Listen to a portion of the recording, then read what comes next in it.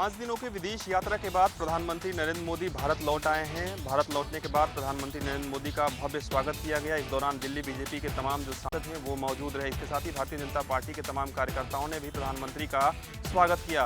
प्रधानमंत्री नरेंद्र मोदी विदेश दौरे के बाद लगातार एक्टिव नजर आ रहे हैं। आज उन्होंने एक उच्च स्तरीय बैठक बुलाई थी जिसमें केंद्रीय गृह मंत्री अमित शाह के अलावा केंद्रीय मंत्री हरदीप सिंह पुरी की बात करें। इसके साथ ही तमाम जो पीएमओ के अधिकारी हैं वो भी कहीं न कहीं इस बैठक में मौजूद रहे। प्रधानमंत्री ने पूरी तरीके से जाना कि इन 5 दिनों के अंदर भारत में क्या कुछ चल रहा था। तो निश्चित रूप से तमाम जो केंद्रीय मंत्री हैं उन्होंने प्रधानमंत्री को ब्रीफ कराया है किस तरीके से भारत में अब तक क्या कुछ काम हुए हैं 5 दिनों के अंदर। इसके साथ ही मणिपुर हिंसा की बात करें, इसको लेकर केंद्रीय गृह मंत्री अमित शाह ने अलग से प्रधानमंत्री से बातचीत की है और बाकायदा मणिपुर हिंसा मामले में एक तरीके से रिपोर्ट दी है और बताया है कि वहां पे सरकार क्या कुछ काम कर रही है। तो निश्चित रूप से अमेरिका में जिस तरीके से प्रधानमंत्री का स्वागत हुआ, जिस तरीके से प्रधानमंत्री का संबोधन हुआ, उसकी विश्व भर में चर्चा हो रही है, तारीफ हो रही है।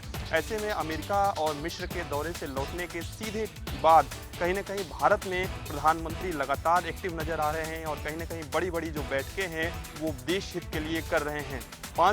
नमामि गंगे और जल जीवन मिशन की आज मुख्यमंत्री योगी आदित्यनाथ ने समीक्षा की। इसके तहत उन्होंने ये साफ दिशा निर्देश दिए कि ये सुनिश्चित किया जाए कि हर घर नल से जल को जो व्यवस्था है वो सुनिश्चित कर ली जाए। 1 करोड़ 30 लाख की आबादी तक जल जीवन मिशन को जल्द से जल्द हर घर में नल से जल पहुंचाने की समीक्षा भी करी जाएगी। साथ ही साथ आपको बताते हैं कि विंध्य और बुंदेलखंड में अगस्त तक हर घर में नल से जल की व्यवस्था की जाए। साथ ही साथ नदियों को कैसे स्वच्छ रखा जाए इसको लेकर भी एक बहुउद्देश्य कार्यक्रम चला जाए और साथ ही साथ हर गांव में एक प्रशिक्षित मिस्त्री भी रखा जाए जिसके तहत ये सुनिश्चित किया जाए कि किसी के जल आपूर्ति में किसी तरह से कोई रुकावट न मिले। इसके साथ ही मुख्यमंत्री योगी आदित्यनाथ ने ये भी निर्देश दिया है कि कोई भी समाधि जल में जो शव प्रवाह करते हैं उनको कहीं ना कहीं समाधि देने की प्रेरित किया जाए ताकि जो जल है वो स्वच्छ रखा जाए और नदी है उनकी स्वच्छता बरकरार रहा जाए। इसको देखते हुए माना जा रहा है कि बहुत जल्द ही उत्तर प्रदेश में हर घर जल का जो नल से जो जल का सपना है वो बहुत जल्दी पूरा होगा और इसी के तहत अब माना जा रहा है कि अगस्त 2023 तक विंध्य और बुंदेलखंड में जो सपना है हर घर नल से जल का वो बहुत ज्यादा है पूरा होता हुआ नजर आएगा। नमामि मुख्यमंत्री योगी आदित्यनाथ प्रदेश में आगामी त्योहार जिसमें सावन मास और साथ ही साथ कांवड़ यात्रा, उसके बाद ईद उल जुहा, मुहर्रम जैसे त्योहार आने वाले हैं, जिसको लेकर मुख्यमंत्री योगी आदित्यनाथ पूरे प्रदेश भर के अफसरों के साथ वीडियो कॉन्फ्रेंसिंग के जरिए समीक्षा बैठक करेंगे। हालांकि ये समीक्षा बैठक मुख्यमंत्री योगी आदित्यनाथ कल देर शाम करेंगे जिसमें उत्तर प्रदेश के डीजीपी, उसके अलावा डीजीएलओ और साथ ही साथ उत्तर प्रदेश के मुख्य सचिव, अपर मुख्य सचिव गृह और साथ ही साथ उत्तर प्रदेश भर के एडीजी, आईजी, डीआईजी और सभी पुलिस कमिश्नर शामिल होंगे। जिसमें मुख्यमंत्री योगी आदित्यनाथ प्रदेश में त्योहारों के चलते जहां एक तरफ पुलिस कर्मियों की छुट्टियां रद्द कर दी गई हैं, वहीं सुरक्षा को लेकर क्या इंतजाम है, कैसे सुरक्षा को लेकर लगातार सतर्कता बरती जाए, हर छोटी बड़ी खबर पर पुलिस अफसर लगातार निगरानी रखें और साथ ही साथ छोटी छोटी घटनाओं पर भी पूरी तरीके से एक्शन लिया जाए, उसको लेकर दिशा निर्देश जारी करेंगे। मुख्यमंत्री योगी आदित्यनाथ लगातार कोशिश कर रहे हैं कि उत्तर प्रदेश की कानून व्यवस्था को बेहतर किया जाए, जिसको लेकर कल मुख्यमंत्री दिशा निर्देश जारी करेंगे। को फतेह करने के लिए भारतीय जनता पार्टी ने रणनीति पर अमल शुरू कर दिया है, जिस क्रम में पार्टी पदाधिकारी और मंत्री जिलों का दौरा कर प्रधानमंत्री नरेंद्र मोदी के नेतृत्व में मोदी सरकार के 9 वर्ष पूरा होने के उपलक्ष्य में विकास कार्य और कल्याणकारी कार्यों का रिपोर्ट कार्ड प्रस्तुत कर रहे हैं। जिस क्रम में उत्तर प्रदेश के उप मुख्यमंत्री ब्रजेश पाठक भी जिलों के दौरे पर निकले हुए हैं। जिस क्रम में वो कल बहराइच पधार रहे हैं, जहां जिला मुख्यालय से 70 किलोमीटर दूर मोतीपुर वो पहुंच रहे हैं, जहां पर पुड़वा में आयोजित राष्ट्रीय स्किल सेल डिजीज उन्मूलन कार्यक्रम के साथ साथ विभिन्न विकास कार्य, विभिन्न योजनाओं के डिजिटल शुभारंभ में शिरकत करेंगे। सुल्तानपुर की जहां कांग्रेस अपनी खोई हुई जमीन को तलाशने के लिए कोई भी अवसर हाथ से जाने नहीं देना चाहती है, इसी को लेकर के कांग्रेस ने आज जिलाधिकारी के कार्यालय पहुंच करके और 3 सूत्रीय ज्ञापन सौंपा। बताते चला कि अभिषेक सिंह राणा जिलाध्यक्ष के नेतृत्व में कांग्रेसियों ने आज जिस तरह से जिलाधिकारी का ज्ञापन सौंपा है, उसमें उन्होंने बीते दिनों हुए जेल में 2 कैदियों की संदिग्ध परिस्थितियों में मौत को लेकर के सवाल उठाया है। उनका कहना ये है जिस तरह से इनकी मौत हुई है इसे पूरी तरह से जिला प्रशासन जिम्मेदार है और उनको चाहिए कि उन पर कार्रवाई की जाए। साथ ही उन्होंने भी कहा कि मृतक के परिजनों को 50 लाख रुपये दिया जाए। जो पुलिसकर्मी इसमें दोषी हैं उनके सबके विरुद्ध कार्रवाई की जाए और जो भी पोस्टमार्टम रिपोर्ट आई है उसके तहत सारी चीज़ों को संज्ञान लेते हुए उन पर कार्रवाई करते हुए दोषियों को कड़ी से सजा दिलाई जाए। उत्तर प्रदेश के डीजीपी विजय कुमार ने उत्तर प्रदेश के सभी 75 जनपदों के लिए एक दिशा निर्देश जारी किया है, जिसमें साफ तौर पे कहा है कि उत्तर प्रदेश में प्रत्येक थाना स्तर पर 30-20 अपराधियों को चिन्हित किया जाए जो कहीं ना कहीं पास्को, हत्या, लूट, बलात्कार जैसे गंभीर धाराओं में जो नामजद हों। ऐसे लोगों को चिन्हित करने के बाद तत्काल प्रभाव से उनकी चार्जशीट बनाकर जमा की जाए और 30 दिन के अंदर उन अपराधियों की लिस्ट बनाकर ट्रायल शुरू कराया जाए। कहीं ना कहीं इससे उत्तर प्रदेश में महिला अपराधों में कमी आ सकती है। साथ ही साथ उत्तर प्रदेश में कानून व्यवस्था को बेहतर बनाने के लिए उत्तर प्रदेश के कार्यवाहक डीजीपी विजय कुमार का ये बड़ा कदम है। अब देखना होगा कि कौन कौन से ऐसे जनपद हैं जो अव्वल आते हैं और कौन कौन से ऐसे जनपद हैं जो अपने ही कार्यवाहक डीजीपी के दिशा निर्देशों को दरकिनार करते हुए नजर आएंगे। लखनऊ मंडलायुक्त रोशन जैकब लगातार लखनऊ को जाम मुक्त बनाने के लिए प्रयास कर रही हैं। साथ ही साथ अवैध अतिक्रमण को लेकर के भी वो सख्त हैं। कल देर रात एकाएक वो सड़कों पर निकली और देखा कि किस तरीके से अवैध अतिक्रमण लोगों द्वारा किया गया। साथ ही साथ ट्रैफिक की व्यवस्था कितनी बदहाल है। उसके बाद तत्काल प्रभाव से तमाम जो आला अधिकारी हैं उनको मौके पर बुला करके सख्त फटकार लगाई। साथ ही साथ कहा कि कल से यानी कि आज से एक विशेष अभियान चला करके अवैध अतिक्रमण खत्म किया जाएगा। साथ ही साथ जो ट्रैफिक व्यवस्था है उसको लेकर के बेहतर काम किया जाएगा। जिसके बाद आज तमाम जो विभाग थे, चाहे वो एलडी की बात करें या फिर नगर निगम की, सड़क पर काम करता दिखाई दिया। साथ ही साथ ट्रैफिक व्यवस्था को लेकर के भी जो ट्रैफिक के जिम्मेदार अधिकारी हैं वो आज सड़कों पर दिखाई दिए। आयकर विभाग ने 5 दिन पहले ज्वेलर्स मालिकों के यहाँ छापेमारी कार्रवाई शुरू की थी, जिसमें कानपुर जिला भी शामिल था। कानपुर में Radha Mohan Purushottam Das jewellers, Radha Mohan jewellers private limited, Monika jewellers और एनॉयड गार्डन के प्रोमोटर के यहाँ छापेमारी की गई थी। इस छापेमारी के दौरान अब करीब 250 करोड़ रुपए का फर्जी लेन देन सामने आया। इसके साथ ही 22 से 30 किलो सोना भी एक ज्वेलर्स की कार से बरामद हुआ है। यह माना जा रहा है कि कहीं ना कहीं सोने की तस्करी तो नहीं की जा रही थी। इन सभी बिंदुओं पर आयकर विभाग लगातार कार्रवाई जारी है और छापेमारी की गई। आज आयकर विभाग की कार्रवाई को 5 दिन पूरे हो चुके हैं। अब तक 500 करोड़ के आसपास की फर्जी तरीके से लेन देन की बात सामने आ चुकी है। आपको बताते चले, इन ज्वेलर्स के जो चार्टर्ड अकाउंटेंट हैं उनकी लिस्ट भी तैयार की जा रही है, क्योंकि यह कहा जा रहा है कि बिना उनकी हस्तक्षेप या बिना उनकी मिलीभगत के इस तरह के फर्जी लेन देन नहीं हो सकते थे। फिलहाल आयकर विभाग ने सूची तैयार कर ली। अब जल्द ही जो चार्टर्ड अकाउंटेंट है उन पर भी शिकंजा कसा जाएगा, जिसको लेकर के आयकर विभाग ने अपनी कमर कस ली। आपको बताते चले कि 5 दिन पहले आयकर विभाग के 300 से ज़्यादा अधिकारी कर्मचारियों देश के विभिन्न जिलों में छापेमारी की कार्रवाई की थी। उन्हें लगातार सूचना मिल रही थी कि ज्वेलर्स की आड़ में जो अवैध कमाई की जा रही है उन सभी पैसों को रियल इस्टेट के कारोबार में लगाया जा रहा है, जिसके बाद यह कार्रवाई शुरू हुई थी। अब आगे यह स्पष्ट हो सकेगा इस छापेमारी पूरी होने के बाद कि आखिर कितने करोड़ का राजस्व व सरकार को हानि पहुंचाने का इन ज्वेलर्स कारोबारियों ने किया है।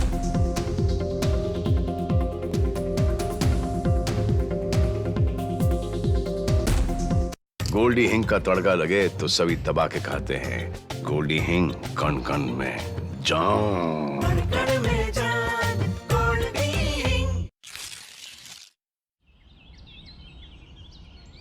अरे इतनी आसान है क्या खेती? कभी खाद और बीज के खर्चे की चिंता, कभी फसलों के दाम की, ऊपर से बिचौलिए और नजरें गड़ाए बैठे रहते हैं हमारी मेहनत की फसलों पर। अरे क्या आता है हमारे हाथ? एक और कर्जा? बेटा तुम तो खेती का ख्याल अपने दिल से निकाल दो। बाबा, इन 6 सालों में कितना कुछ बदल गया है ना हमारी जिंदगी में। अब ना तो खाद और बीज के खर्च की चिंता है और ना ही फसलों के मिलने वाले दाम हमारी मुस्कान छीनते हैं। और बिचौलिए वो तो ऐसे गायब हो गए जैसे गधे के सर से सींग।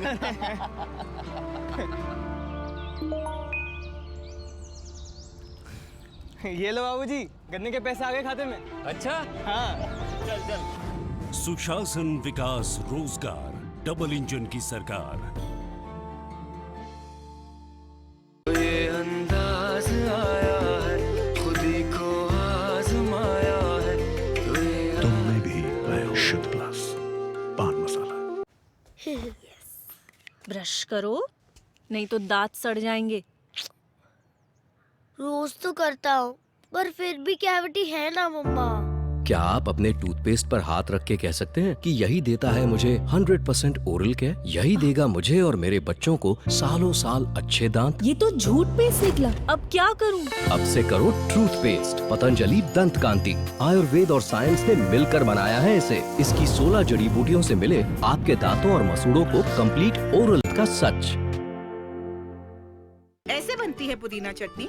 मैं बनाती हूँ। आधे बाउल दही में 4 चम्मच MDH चटनी पुदीना मसाला डाला, अच्छे से स्टर करो और पुदीना चटनी तैयार। पकौड़े के साथ में डिप करके खाओ। है ना असली पुदीना चटनी इंस्टेंट। क्या आपने ट्राई किया? MDH चटनी पुदीना मसाला।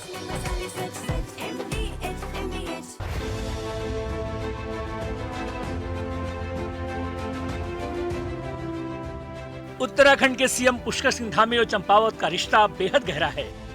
चंपावत से विधायक के तौर पर निर्वाचित मुख्यमंत्री पुष्कर सिंह धामी ने 1 साल का समय पूरा कर लिया है। चंपावत को आदर्श जिला बनाने के लिए मुख्यमंत्री सभी क्षेत्रों में तेजी से काम कर रहे हैं। मुख्यमंत्री का कहना है कि चंपावत पीजी कॉलेज को शोभन सिंह जीना विश्वविद्यालय अल्मोड़ा का कैंपस बनाने के साथ आदर्श कॉलेज बनाया जाएगा। इसके लिए आधारभूत ढांचा और अन्य सभी जरूरी सुविधाएं दी जाएंगी। BSNL जिले में कनेक्टिविटी बेहतर करने के लिए 23 मोबाइल टावर लगाएगा। इससे समूचा जिला मोबाइल संपर्क से जुड़ जाएगा। मुख्यमंत्री ने चंपावत में विधायक के तौर पर 1 साल पूरे होने पर जिले को 51 करोड़ की 4 विकास योजनाओं का लोकार्पण और 38 योजनाओं का शिलान्यास कर जनता को बड़ी सौगात दी। इस स्थान की सेवा करना मैं अपने को सौभाग्यशाली मानता हूं कि मुझे यहाँ सेवा करने का अवसर मिला है और यहाँ से निश्चित रूप से एक प्रेरणा मिली है। और एक समय था कि चंपावत इस पूरे रीजन की एक राजधानी के रूप में जानी जाती थी। उसका जो वैभव है पुनः लौटे, उसके लिए सभी प्रयास सबके साथ मिलकर यहाँ पर किए जा रहे हैं। मुख्यमंत्री धामी का कहना है कि 2025 तक चंपावत जिला शिक्षा, स्वास्थ्य, बागवानी, कृषि, पर्यटन में अग्रणी रहेगा। Telemedicine, tele education, telecommunication पर तकनीकी सहायता और प्रशिक्षण कार्यक्रमों के लिए विशेष कार्य योजना तैयार की जा रही है। चंपावत के सभी गांवों में सड़क, स्वास्थ्य, शिक्षा और संचार जैसी बुनियादी सुविधाओं के लिए भौगोलिक हालात के अनुरूप योजना तैयार की जा रही है। सरकार का एक एक अधिकारी अंतिम व्यक्ति तक पहुंचेगा। चंपावत के समग्र विकास और आम लोगों की बेहतरी के लिए चंपावत और टनकपुर में सीएम कैंप कार्यालय की स्थापना की गई है। इससे जन समस्याओं के त्वरित समाधान में मदद मिल रही है। यहाँ विकास की अपार संभावनाएं हैं और आने वाले समय में एक जो थीम हम लोगों ने शुरू की है, आदर्श चंपावत से आदर्श उत्तराखंड, तो आदर्श चंपावत को लेकर भारत सरकार के भी, राज्य सरकार के भी सभी विभाग, सभी वैज्ञानिक, सभी शोधकर्ता सभी काम कर रहे हैं और उन सब के परिणामों से सब लोग मिलकर जो मंथन करेंगे, उसी से आदर्श चंपावत का रास्ता होता हुआ आदर्श उत्तराखंड की ओर जाएगा। सीएम पुष्कर सिंह धामी का कहना है कि उत्तराखंड लगातार विकास के पथ पर अग्रसर है। वहीं 21वीं सदी का तीसरा दशक उत्तराखंड का दशक होगा। इसको लेकर उत्तराखंड सरकार प्रधानमंत्री नरेंद्र मोदी के विश्वास को पूरा करने के लिए मनोयोग से काम कर रही है। समान नागरिक संहिता के मसौदे को तैयार करने, जबरन धर्मांतरण पर रोक लगाने के लिए कानून, लैंड जिहाद और लव जिहाद रोकने के लिए कड़े कदम उठाए गए हैं। इसके अलावा नकल विरोधी कानून, उच्च शिक्षा में छात्रवृत्ति, आंदोलनकारियों को आरक्षण देने जैसे कई काम किए हैं। जाहिर है उत्तराखंड में विकास की बयार बह रही है।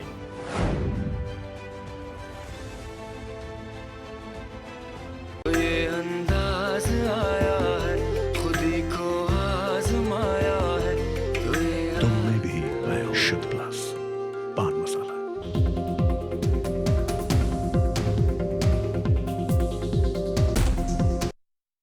राज्य कर्मचारियों ने आज एक प्रेस कॉन्फ्रेंस में साफ तौर पे उन्होंने कहा कि लगभग कई वर्षों से हम लोग निरंतर पुरानी पेंशन बहाली को लेकर के मांग कर रहे हैं। यानी साफ है कि सरकार हमारी मांगों को नहीं मांग रही है। इसको लेकर के कल एक जोरदार जो है मसाल जुलूस निकाला जाएगा। इसके साथ ही साथ में एक विशाल रैली का आयोजन किया जाएगा। यानी साफ है कि जिस तरीके से सभी संगठन एक हो चुके हैं और लगातार वो सरकार से मांग कर रहे हैं कि पुरानी पेंशन बहाली की जाए और साथ ही साथ एनपीएस की जो मांग कर रहे हैं उसको लेकर के लगातार जो है कई बार इसका विरोध प्रदर्शन कर चुके हैं। यानी पूरे उत्तर प्रदेश में विशाल रैलियों का आयोजन हो चुका है, रथ यात्रा निकाली जा चुकी है, लेकिन कहीं ना कहीं सरकार से वार्ता नहीं हो पा रही, जिसके कारण जो है लगातार उन्होंने अपनी मांगों को लेकर के कल एक विशाल रैली का आयोजन किया, यानी कि वो रैली लखनऊ में होगी, आयोजित होगी। साफ तौर पे जिस तरीके से पुरानी पेंशन बहाली को लेकर के कई वर्षों से कर्मचारियों की मांग पे डटे हुए हैं और सरकार से अपील कर रहे हैं कि पुरानी पेंशन बहाल किया जाए। उत्तर प्रदेश के डिप्टी सीएम और स्वास्थ्य मंत्री ब्रजेश पाठक लगातार प्रयास कर रहे हैं कि स्वास्थ्य महकमा सुधरे और उसकी कहीं ना कहीं से तस्वीरें भी साफ दिखाई दे रही हैं। जिस तरह से साफ सफाई को लेकर डिप्टी सीएम का आदेश था कि साफ सफाई पर विशेष ध्यान दिया जाए और किसी भी तरह की उसमें लापरवाही न की जाए, उसी को लेकर हमारी टीम ने जिला अस्पताल का जायजा लिया, जहां पर साफ सफाई के अच्छे इंतजाम दिखाई दिए और कई जगह पर जो तीमानदार हैं और मरीज हैं उनसे भी हम लोगों ने बात की। उनने साफ तौर पर कहा कि सफाई होती है, लेकिन कहीं ना कहीं शौचालय और बाथरूम को लेकर उनने शिकायत जरूर की, लेकिन उस पर यहाँ के जो इंचार्ज हैं उनसे बात की गई तो उनने साफ तौर पर कहा कि भीड़ जब ज़्यादा हो जाती है तो इस तरह से शौचालय में गंदगी उत्पन्न होती है, लेकिन शिकायत मिलने पर उसको भी ठीक कराया जाता है। ये तो बात रही जिला अस्पताल की, लेकिन लगातार न्यूज़ वन इंडिया की टीम आगे भी जाएगी। अब सीएससी और पीएससी के हालात भी देखेगी कि आखिर वहाँ के हालात क्या हैं। आगरा के सूर्य सदन में महानिदेशक अग्निशमन अविनाश चंद्र जी ने आज बैठक की और बैठक के माध्यम से आगरा के तमाम व्यापारी, जिसमें होटल और हॉस्पिटल और तमाम ऐसे संस्थान जो चलाते हैं, उन लोगों के साथ बैठक की और लोगों को जागरूक किया। बैठक में तमाम व्यवसायियों को फायर के सिस्टम को लेकर बात बताई और उन्हें अग्निशमन से जुड़ी हुई बातों को लेकर काफ़ी मुद्दे में वार्तालाप की। उन्होंने बिना मानकों के संचालित हो रही संस्थान को लेकर भी लोगों को जागरूक किया। उससे पहले उन्होंने अब लोगों को प्राथमिकता बताई कि सबसे पहले एनओसी से पहले लोगों की जिंदगी से खिलवाड़ न हो, इसके चलते लोगों को जागरूक किया जा रहा है। तो निश्चित तौर से फायर से लोगों को जानकारी दी। वहीं इस बात को लेकर होटल व्यवसायियों से बातचीत की तो उन्होंने बताया कि इस तरह की जो कार्यशाला पहली बार देखने को मिली है। इस कार्यशाला के माध्यम से तमाम संस्थानों को निश्चित तौर से राहत का कार्य मिलेगा। जिस तरह से देखा जाता था कि तमाम संस्थानों पर को जानकारी नहीं होती थी, उन संस्थानों को भी जानकारी दी गई है। तो निश्चित तौर से इस कार्यशाला की होटल और हॉस्पिटल से जुड़े हुए तमाम व्यवसायियों ने इस कार्यशाला की प्रशंसा की है। आगरा के पीलीभीत में अवैध टैक्सी स्टैंड, बस स्टैंड को लेकर के लगातार जो शासन और प्रशासन है वो चाबुक चलाने की तो बात करता नजर आ रहा है, लेकिन हकीकत कुछ और ही बयां हो रही है। आपको बता दें, जहां हर निजी वाहन एक प्राइवेट सेक्टर में बिना रजिस्ट्रेशन के लोग वहां पे 500 से 1000 रुपए, जिनके पास जगह है, उनके जो गोदाम है, उनमें गाड़ियों को, निजी वाहनों को खड़ा कराया जाता है और बिना रजिस्ट्रेशन के उनसे 1000 रुपए, 1500 रुपए, 500 रुपए की वसूली भी की जाती है। वहीं एक और जहां पालिका का भी नुकसान होता है। बिना रजिस्ट्रेशन कराए आखिर कैसे निजी वाहनों को सुरक्षित रखने की बात की जा रही है। वहीं अगर हम बात सूबे के मुखिया की करें तो लगातार अवैध टैक्सी हो, अवैध बस स्टैंड हो, लेकर के उस पर चाबुक चलाने की बात करते नजर आ रहे हैं। उनका कहना है कि जो भी अवैध टैक्सी है, बस स्टैंड है, उन पे रोक लगा दी जाए, उन पे किसी भी तरह का ये वाहन खड़ा ना किया जाए, लेकिन उसके बावजूद भी लोग मानने को तैयार नहीं है। बात अगर हम जनपद पीलीभीत के अन्य क्षेत्रों की करें तो बिलसन्ना में भी यहाँ टैक्सी जो है अवैध टैक्सी स्टैंड है और वहाँ गाड़ियाँ खड़ी कर देते हैं लोग, जिससे आवागमन में भी समस्याएं खड़ी होती हैं और सरकारी जगह पर जो है टैक्सी टेम्पो भी खड़े किए जाते हैं, जिससे जनमानस को भी समस्याएं होती हैं। तो एक और जहां सूबे के मुखिया लगातार चाबुक चलाते नजर आ रहे हैं, शासन को, प्रशासन को तीखे तेवर के साथ आदेश देते नजर आ रहे हैं, लेकिन वहीं उनके आदेश इस धरा पर धूमिल नजर आते हैं। सोशल मीडिया पर एक वीडियो वायरल हो रहा है जो कि बरसाने का बताया जा रहा है। उसमें कुछ युवक एक युवक को मारते हुए दिखाई पड़ रहे हैं, घर में उसके मार रहे हैं। इस युवक ने शिकायत की, वहाँ पर एक पार्किंग का ठेकेदार है, उसने युवक पर डंडा मारा। उसने कुछ शिकायत की, इसी बात पर पार्किंग के ठेकेदार ने उसके साथ मारपीट की। आप वीडियो में साफ देख सकते हैं कि पुलिस की मौजूदगी में एक युवक के साथ किस तरह से पार्किंग के ठेकेदार मारपीट कर रहे हैं। हम जिस स्थान पर खड़े हैं यहाँ पर भी एक अवैध पार्किंग चलती है जो कि जिला अधिकारी के नाक के नीचे चल रही है। बात की जाए यहाँ पर धार्मिक स्थल होने के कारण, चाहे बरसाना हो या वृंदावन हो या मथुरा हो, सभी जगह पर अवैध पार्किंग चल रही है, जबकि मुख्यमंत्री योगी आदित्यनाथ का साफ आदेश है कोई भी अवैध पार्किंग ना चले। लेकिन मथुरा प्रशासन इस मामले में आंख बंद किए हुए बैठा है। सोशल मीडिया पर एक वीडियो वायरल हो रहा है जो कि बरसाने का बताया जा रहा है। वाहन चेकिंग अभियान चलाया। आपको बताते चले कि थाना अध्यक्ष शमशाबाद अनिल कुमार ने पुलिस फोर्स के साथ 2 पहिया वाहनों का चेकिंग अभियान चलाया। इस दौरान जिन गाड़ियों पर नंबर नहीं थे और जिन पर ट्रिपल सवारी थी, ऐसे लोगों के चालान भी काटे, साथ ही साथ जो लोग हेलमेट नहीं लगाए हुए थे उन्हें हेलमेट लगाने की हिदायत दे के छोड़ा गया। साथ ही साथ सोमवार को खुली बैंकों के आसपास भी बैंक चेकिंग की गई। साथ ही साथ बैंक के आसपास जो संदिग्ध लोग घूम रहे थे उनको भी हिदायत दी गई कि बिना कार्य के बैंक के आसपास नहीं घूमें। साथ ही साथ पुलिस विभाग द्वारा लोगों से लगातार अपील की जा रही है कि वह हेलमेट लगाकर चलें और अपनी सुरक्षा स्वयं करें। अमेठी में एक बार फिर गरजा बाबा का बुलडोजर, अवैध रूप से आक्रमण किए हुए लोगों का हटवाया गया कब्जा। जी हां, हम आपको बता दें कि ये पूरा मामला जगदीशपुर थाना क्षेत्र के लखनीपुर गांव का है, जहां पर पीडब्ल्यूडी की जमीन पर लोगों ने अवैध रूप से कब्जा किया हुआ था, जिसके बाद कोर्ट के आदेश के बाद आज पुलिस प्रशासन व तहसील प्रशासन संयुक्त टीम मौके पर पहुंची और लोगों से कब्जा किए हुए अवैध रूप से ज़मीनों को खाली करवाया।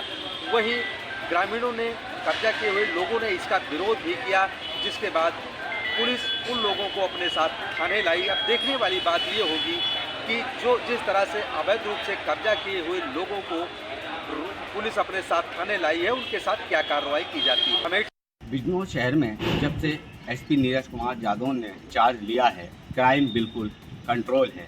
जी हां, आपको बताते चलें, बिजनौर में जब से नीरज कुमार यादव आए हैं तो कहीं ना कहीं क्राइम बिल्कुल ख़त्म होता नज़र आ रहा है। उसी को देखते हुए आज फिर एसपी सिटी प्रवीण कुमार रंजन व एसपी आरआई श्री राम अर्ज ने साइकिल रैली निकाल नशे के विरुद्ध चेकिंग अभियान चलाया। जी हां, आपको बताते चले, ये अभियान चला, लोगों को जागरूक किया और नशे ना करने की हिदायत दी। आपको बताते चले, बिजनौर में जब से एसपी नीरज कुमार यादव ने चार्ज लिया है, उसके बाद लगातार एक्शन पे एक्शन देखने को मिल रहे हैं। उनका पहला एक्शन बिजनौर में 2.5 लाख इनामी आदित्य राणा था। उसके बाद दूसरा एक्शन आप देख सकते हैं, अगर कोई भी मामला होता है तो तुरंत उसका खुलासा होता है और आरोपी क्या कितना ही बड़ा हो या छोटा हो, तुरंत ही जेल जाता है। आपको बताते चले, बिजनौर में लगातार क्राइम तो कंट्रोल में दिखाई दे ही रहा है। अब फिलहाल एसपी नीरज कुमार यादव की नशे पे निगाह चल गई है और अब एक्शन देखने को मिलना शुरू हो गया है। लगातार जो भी क्राइम बढ़ेगा और उस पर क्राइम कंट्रोल दिखाई देगा।